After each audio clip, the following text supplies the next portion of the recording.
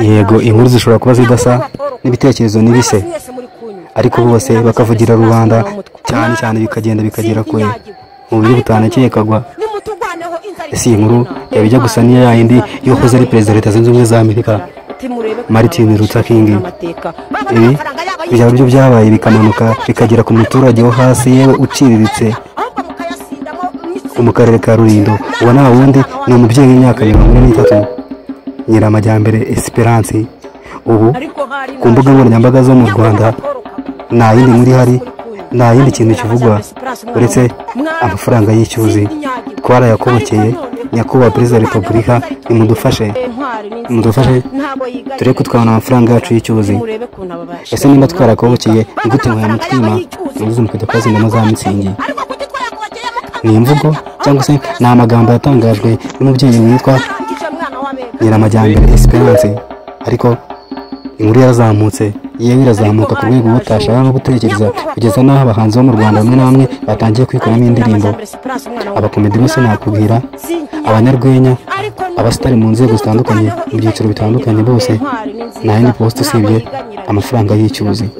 Twarakobokeye AI nayo yabijemo, batangira gufata amabisi atandukanye, ibigo bikomeye, amavuriro akomeye, yose yandikaho amafaranga y'icyuzi.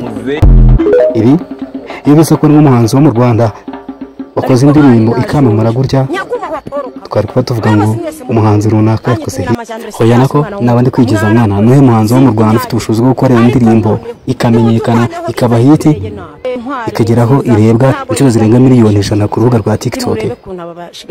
Ese niwe mukomedi wo mu Rwanda wabikora? Niwe munyamakuru wo mu Rwanda ufite ubushobozi bwo gukora ikiganiro cyangwa se kikaza gupostingwa izo nshuro zirenga miliyoni zirenga 100? Nta wundi wabikora usibye umubyeyi bita Nyiramajyambere Esperance, umuturage wo mu karere ka Rulindo. Aha igitekerezo cye cyangwa amagambo yatangaje ntabwo yari azi ko muri 2025 iyi nkuru cyangwa se aya magambo yatangaje azaba kimenya bose kugeza ku muturage wo hasi wo mu karere ka Nyamagabe.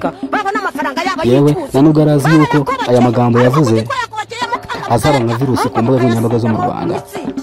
Abahanzi benshi bari kuyakoramo indirimbo, abakomediye, ibyamamare mu ngeri zose, nta wundi bivuga usibye umubyeyi Nyiramajyambere Esperance. Nushaka umwite ariko ahari ntashonje.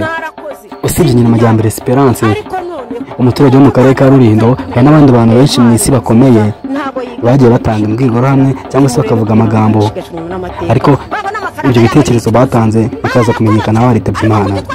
Uyu muramuzi? Nta muntu utamuzi. Yahoze arwanya ubucakara ndetse n'akarengane kakorerwa abirabura babaga muri Leta Zunze Ubumwe za Amerika. Amwita Martin Luther King. Uyu yigeze gutangaza ati, mfite inzozi cy'uko umunsi w'iki gihugu umwirabura ndetse n'umuzungu bazicara ku ntebe imwe bagasangira, cyangwa umunsi w'iki gihugu kizayoborwa n'umwirabura.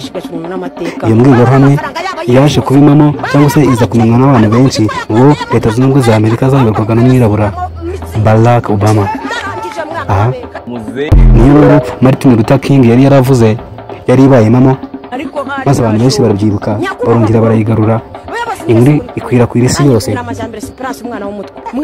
Nibyo byabaye kuri Nyiramajyambere Esperance wo mu karere ka Rulindo, nawe batangaje inkuru cyangwa se watanze igitekerezo cyangwa se wavugiye bagenzi be, bikaza kumenyekana hashize imyaka 3 yaritabye Imana.